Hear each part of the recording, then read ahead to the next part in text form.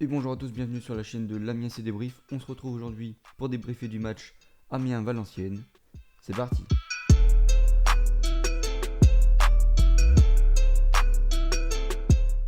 Alors avant de commencer le résumé de ce match, je vais parler un petit peu du cas Chambly. Alors je m'excuse pour ne pas avoir fait de débrief sur ce match. Mais honnêtement, voilà, le match était tellement catastrophique que j'ai pas eu le courage de faire une énième vidéo où je disais que c'était nul. Il n'y avait pas de constat à faire parce qu'il n'y avait rien à dire tout simplement. J'ai pas préféré pas de perdre de temps pour parler d'une purge pareille. Voilà, vous m'en excuserez parce que voilà, je fais cette chaîne pour le plaisir. Donc si j'ai pas envie de faire une vidéo parce que c'était vraiment horrible à regarder, bon bah voilà, je le ferai pas. Pour le match contre Valenciennes, bien sûr, on va en parler. Un match donc entre deux équipes qui n'avaient plus vraiment grand chose à jouer.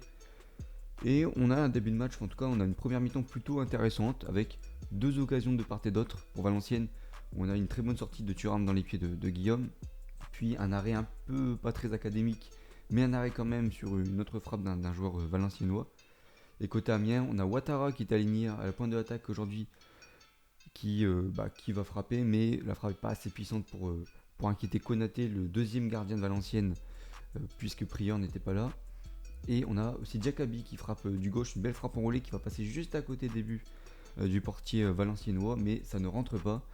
Et finalement, après une première mi-temps plutôt pas mal, voilà, on s'est moins ennuyé que d'habitude en tout cas, il y a quand même 0-0.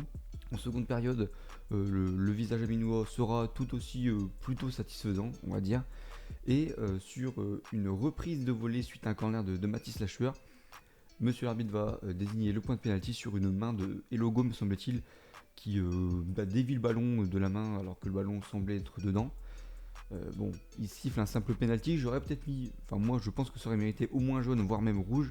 En tout cas, on a déjà vu des rouges pour des mains qui dévient les ballons qui étaient cadrés. Voilà, je pense qu'il s'en sort plutôt pas mal, le Valenciennois. En tout cas, on a un penalty.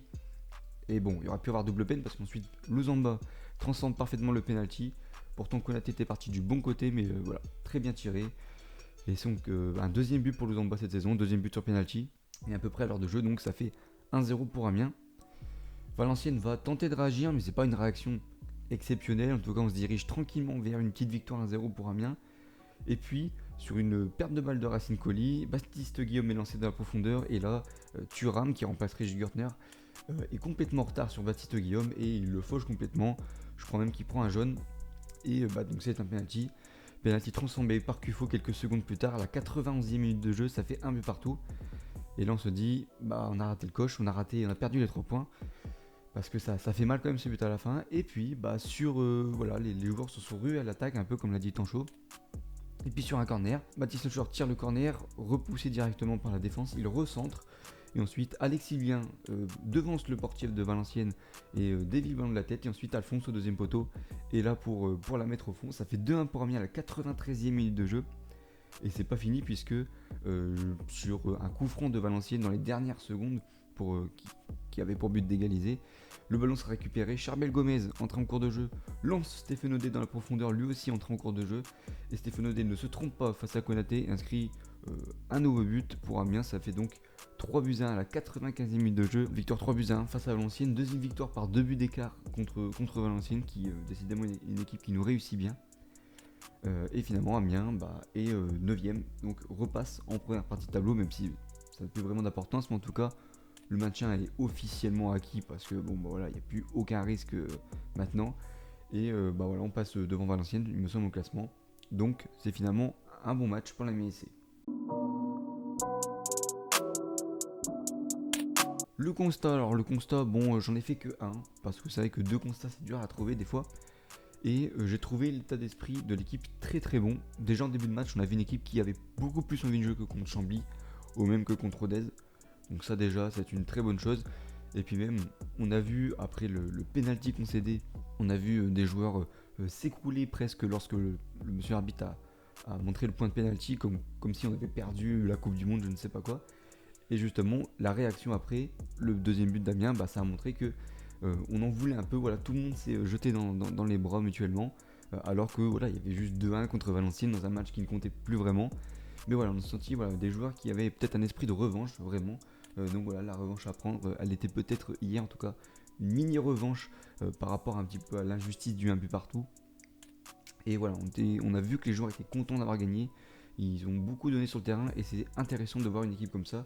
S'ils pouvaient avoir cet état d'esprit-là à chaque match, je pense que ça serait vraiment pas mal. On passe aux notes maintenant. Alors, j'ai distingué 2 flops. Le premier, c'est Thuram. Voilà, auteur d'une prestation globalement solide en première période notamment. Sa sortie désastreuse en fin de match aurait pu goûter les 3 points à la LC. Heureusement pour lui, ce penalty encaissé n'aura finalement pas eu d'incidence sur le résultat comptable. Mais malgré tout, c'est un 4 sur 10. Le deuxième flop, c'est Racine Colli, comme d'habitude. Toujours débordé sur son côté droit, auteur d'un nombre incalculable de pertes de balles, dont celle ayant amené le penalty. Et en plus de ça, un apport offensif quasi nul. Voilà, Colli n'a encore une fois pas brillé malgré une prestation de l'équipe plutôt bonne dans son ensemble. C'est un 3 sur 10. On passe au top. Dans les tops, j'ai mis d'abord Lusamba, encore très précieux dans la conservation du ballon et lors des transitions offensives. Le maestro amiénois a parfait sa partition en inscrivant le penalty de l'ouverture du score avec un grand sang-froid. C'est un 6 sur 10. Le deuxième top, j'ai mis Alexis Blin. Comme toujours très actif, notamment offensivement, Blin délivre une très belle copie en étant récompensé par une application sur 2 des 3 buts, notamment sur le deuxième but à Mina où il devance le portier valenciennois de la tête pour servir sur un plateau Alphonse.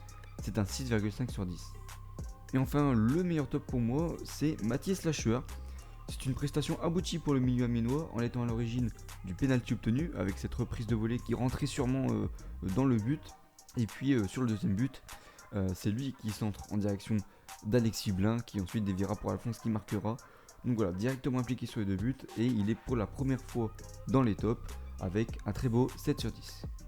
Donc voilà, c'est tout pour ce débrief du match contre Valenciennes. On se retrouve le week-end prochain pour le débrief du match contre Ajaccio, me semble-t-il. Un match qui n'aura encore une fois pas vraiment d'enjeu ni pour nous ni pour Ajaccio.